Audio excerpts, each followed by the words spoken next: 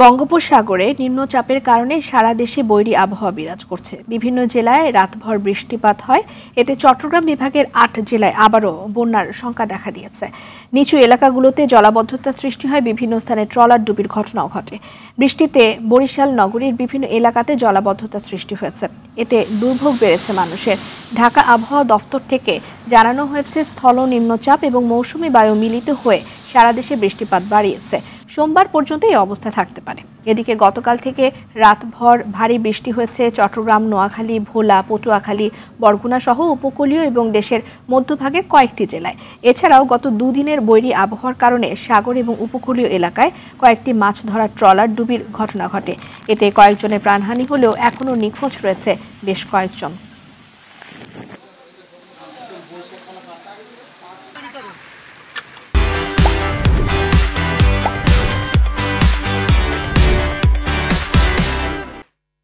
আবহাওয়ার সর্বশেষ পরিস্থিতি জানাতে চট্টগ্রাম থেকে সরাসরি যোগ দিচ্ছেন সহকর্মী সাইফুল ইসলাম। সাইফুল, বৈরী আবহাওয়ার কারণে সারা দেশে বৃষ্টিপাত হচ্ছে, চট্টগ্রামের পরিস্থিতি একটু জানতে চাই। যে রিদওয়ান আসলে যেমনটি বলেছেন, আমি শুরুতেই বলবো চট্টগ্রামে গত 24 ঘন্টায় 148 মিলিমিটার বৃষ্টিপাত রেকর্ড করেছে চট্টগ্রাম আবহাওয়া অধিদপ্তর। সেই সাথে গতকাল রাতে কিন্তু যথেষ্ট পরিমাণে বৃষ্টি হয়েছে। আজ সকালবেলা কিছুটা গুড়ি বৃষ্টি হয়েছে। এই মুহূর্তে কিন্তু বৃষ্টি নাই বললেই চলে।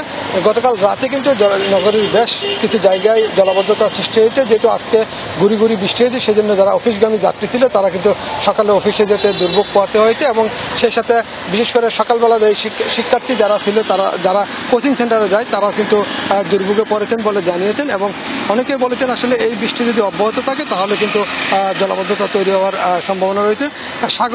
সাগরে এই মুহূর্তে কিন্তু আসলে যেহেতু জোয়ার নাই, সেজন্য কিন্তু চট্টগ্রামের কোথাও কিন্তু এই মুহূর্তে জলাবদ্ধতা সৃষ্টি হয়নি। তবে গতকাল রাতে কিন্তু সৃষ্টি হয়েছে এবং সাগর বেশ উত্তাল রয়েছে। এই উত্তালের কারণে কিন্তু চট্টগ্রাম বন্দরকে 3 নম্বর স্থানীয় সতর্কতার সংকেত দেখাতে বলা হয়েছে। এবং একই সাথে চট্টগ্রামের মাদার ভেসেল বড় বড় জাহাজগুলো থেকে পণ্য কিন্তু ছোট জাহাজগুলো, লাইটার জাহাজগুলোতে করে কিন্তু পোর্টে আনা হয়। সেই আনা নেওয়ার মাল কার্যক্রম কিন্তু বন্ধ রয়েছে। যেহেতু সাগর উত্তাল, ঠিকমতো কিন্তু ছোট লাইটার জাহাজগুলো বড় মাদার ভেসেলের কাছে ভিড়তে পারতেছে না, সেজন্য সাগর উত্তালের কারণে।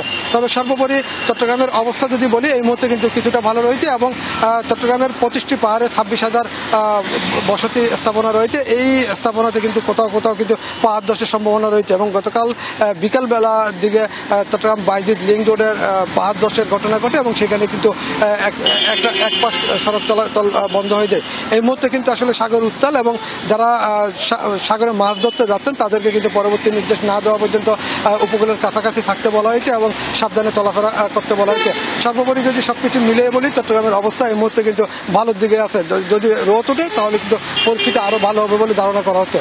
এই ছিল আমার কাছে সর্বশেষ সংবাদ। রিদওয়ানা, ধন্যবাদ আপনাকে।